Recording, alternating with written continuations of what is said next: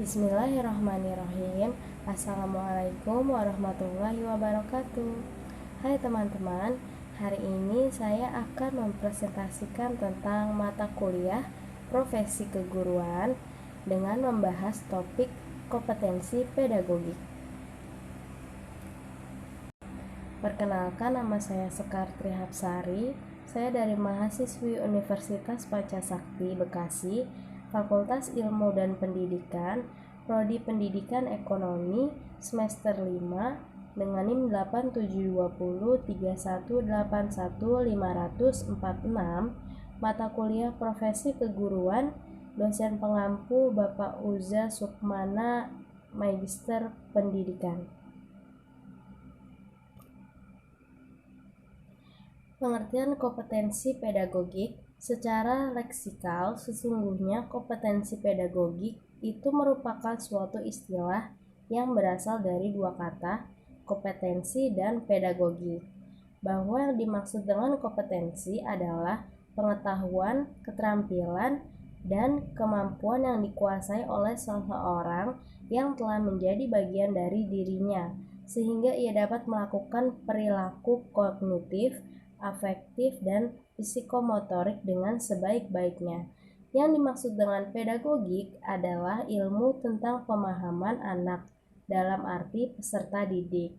Jadi, dapat kita simpulkan bahwa yang dimaksud dengan kompetensi pedagogik adalah pemahaman guru mengenai peserta didik serta pengelolaan atau manajemen pembelajaran yang berguna untuk mengetahui karakteristik peserta didik sehingga bisa mengetahui apa yang dibutuhkan dan diperlukan oleh peserta didik.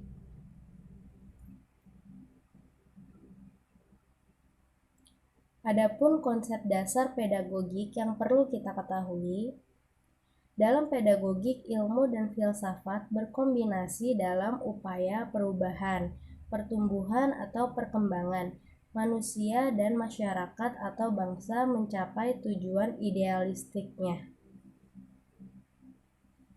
Mendidik harus berhubungan dengan budaya masyarakat, yaitu warisan budaya masa lalu, budaya modern, koreksi budaya, juga budaya pasca modernisasi. Pendidik adalah representasi manusia, antara lain terlibat dalam komunikasi diskursif dan non-diskursif. Apa itu diskursif? Berkaitan dengan nalar, kemampuan, pemikiran, dan kecerdasan. Kalau non-diskursif adalah berkaitan dengan perilaku atau gerakan tubuh. Adapun 7 aspek kompetensi pedagogik sebagai penilaian kinerja guru yang perlu kita ketahui. Yang pertama, menguasai karakteristik peserta didik dari aspek fisik, moral, spiritual, sosial, kultural, emosional, dan intelektual. Yang kedua, mengembangkan kurikulum yang terkait dengan mata pelajaran yang diampu. Yang ketiga, menguasai teori belajar dan prinsip-prinsip pembelajaran yang mendidik. Yang keempat, menyelenggarakan pembelajaran yang mendidik. Yang kelima, memfasilitasi pengembangan potensi peserta didik untuk mengaktualisasikan berbagai potensi yang dimiliki.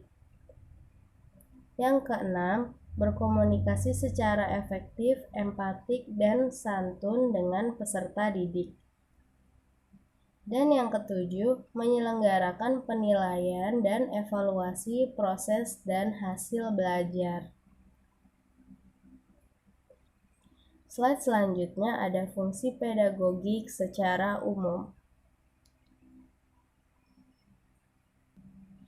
Yang pertama, menyatupadukan temuan hasil studi karena pada dasarnya suatu ilmu adalah suatu sistem pengetahuan yang teratur. Yang kedua, memberikan penjelasan deskriptif dan petunjuk preskriptif tentang apa, mengapa, dan bagaimana sesungguhnya pendidikan anak, serta memberikan petunjuk mengenai siapa saja pihak yang mendidik anak. Yang ketiga, memberikan prediksi tertentu mengenai apa saja yang mungkin terjadi dalam proses pendidikan anak. Yang keempat, mengontrol atau mengendalikan situasi dan kondisi agar proses pendidikan anak sesuai dengan tujuan dari pendidikan itu sendiri. Yang kelima, pedagogik dapat berfungsi untuk melanjutkan atau mengembangkan suatu penemuan yang lalu sehingga bisa menghasilkan temuan-temuan baru. Tujuan kompetensi pedagogik memanusiakan manusia, yaitu menciptakan seorang manusia yang dewasa sehingga dapat menjalani kehidupannya dengan mandiri dan bahagia. Yang kedua, memahami jati diri agar anak didik mampu memahami dan menjalani kehidupannya di masa mendatang, dapat memenuhi kebutuhan hidupnya sendiri, serta hidup secara bermakna. Melatih keberanian agar anak memiliki keberanian dalam bertanya dan mencari jawaban dari pertanyaan tersebut. Mengembangkan kepribadian agar anak dapat menjadi seseorang yang berkepribadian baik sehingga dapat menghadapi kehidupannya kelak. Adapun manfaat kompetensi pedagogik bagi guru, yaitu guru dapat memahami, mengenal karakter, sifat, daya pikir, perkembangan psikis, dan fisik para peserta didik. Menjadi tolak ukur keberhasilan seseorang tenaga pengajar dalam melaksanakan tugas dalam pendidikan. Membantu para tenaga pengajar dalam meminimalisir kesalahan praktik karena telah memahami teori pendidikan. Membantu para tenaga pengajar dalam memahami dan menentukan tujuan arah pembelajaran yang ingin dicapai. Ada pula manfaat kompetensi pedagogik bagi siswa, yaitu rasa keingintahuan siswa dapat terpenuhi karena tenaga pengajar mampu mengelola dan merangsang daya pikir kritis para siswa dalam proses pembelajaran. Timbulnya kemampuan dan keberanian peserta didik dalam memberikan pendapat dan menyelesaikan masalah. Proses belajar mengajar menjadi lebih menyenangkan karena tenaga pengajar dapat mengelola nuansa pendidikan dengan humor, menghargai imajinasi siswa, serta menanamkan tenggang rasa. Dengan begitu siswa akan memiliki rasa percaya diri, perasaan berharga dengan bakat yang dimilikinya. Slide selanjutnya kita akan melihat video implementasi cara belajar menyenangkan yang bisa diterapkan. Yuk langsung saja kita saksikan video berikut ini. Ada satu hal yang selalu dilakukan oleh semua orang, baik sejak bayi, anak kecil, remaja, dewasa, hingga tua. Hal itu adalah belajar.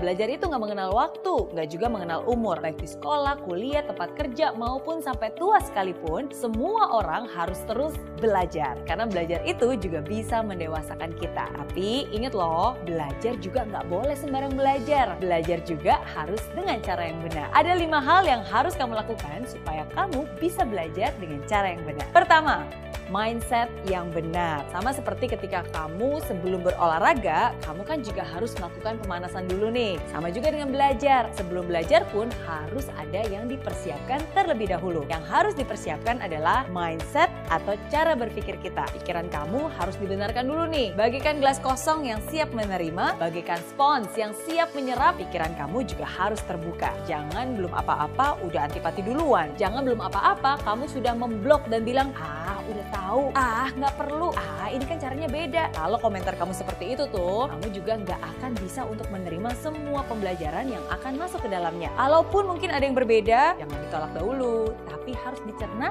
dan juga diolah. Ingat, dengan mindset yang benar, maka kamu pun bisa belajar dengan cara yang benar. Yang kedua, guru yang benar. Belajarlah dari orang yang pernah melakukan hal yang ingin kamu pelajari. Belajarlah dari orang yang benar-benar mengerti hal-hal yang memang kamu ingin kuasai. Kalau kamu belajar masak tapi belajarnya sama montir yang nggak pernah bisa masak sama sekali, pastinya nggak akan bisa juga kan? Kalau kamu ingin belajar renang tapi belajar dengan guru yang sama sekali nggak pernah berenang, pasti hasilnya juga tidak akan maksimal. Tapi kalau kamu mau belajar dengan orang yang ahli, yang benar-benar sudah mengerti hal-hal yang kamu ingin kuasai, belajar juga dari orang-orang yang sudah terbukti melakukan hal yang memang ingin kamu dapatkan dan juga ada track recordnya, pastinya pembelajaran kamu juga pasti akan jauh lebih cepat dan jauh lebih efektif. Yang ketiga, waktu yang benar. Belajar itu juga butuh yang namanya waktu. Nggak bisa nih semua dikebut dalam semalam. Walaupun emang sih ada istilah SKS alias sistem kebut semalam. Atau istilah the power of kepepet.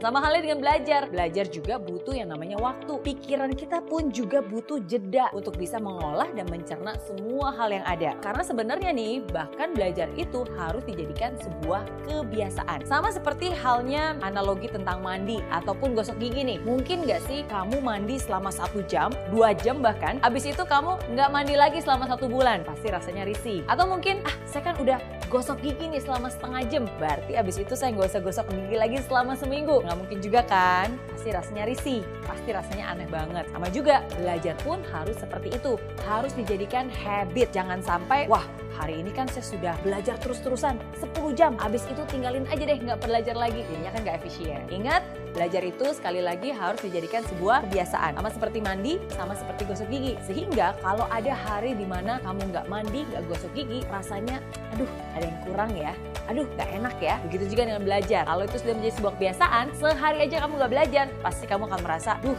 kok risih ya, kok ada yang kurang ya. Karena sekali lagi, semua itu sudah menjadi kebiasaan yang kamu lakukan setiap harinya. Keempat, cara yang benar. Setiap orang punya cara tersendiri bagaimana dia bisa menyerap informasi secara efektif dan juga efisien. Kamu pun harus bisa mengenali kamu termasuk tipe orang yang belajarnya seperti apa. Secara garis besar nih ada 3 tipe orang, visual, auditory, dan juga kinestetik. Orang visual itu biasanya mereka akan menangkap secara optimal, menyerap informasi yang dibaca ataupun dilihat. Orang auditory biasanya adalah orang yang lebih mudah menerima informasi melalui apapun yang dia dengar. Orang kinestetik biasanya adalah orang yang sangat senang dan juga cepat mengerti bila informasi itu diserap terlebih dahulu ataupun dicontohkan dahulu, atau dia membayangkan orang lain untuk melakukan hal yang sedang dipelajarinya. Kalau kamu termasuk yang mana nih? Coba kenali diri kamu terlebih dahulu dan ketahui cara belajar mana yang paling efektif untuk kamu sehingga kamu bisa menggunakan cara tersebut dengan tepat. Kelima,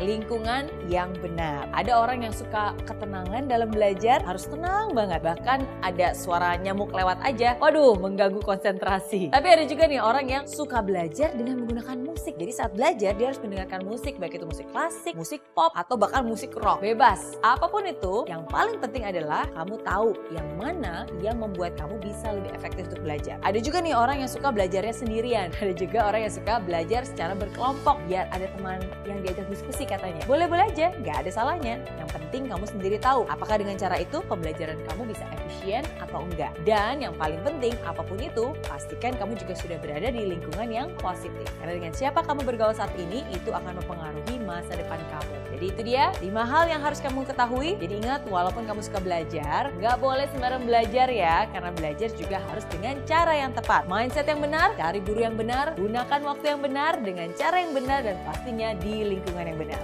Oke?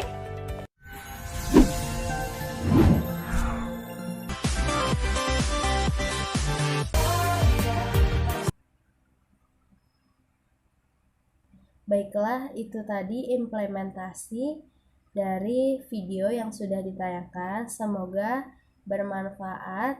Saya sudahi presentasi saya pada hari ini. Kurang lebihnya mohon maaf. Sekian dan terima kasih. Wassalamualaikum warahmatullahi wabarakatuh.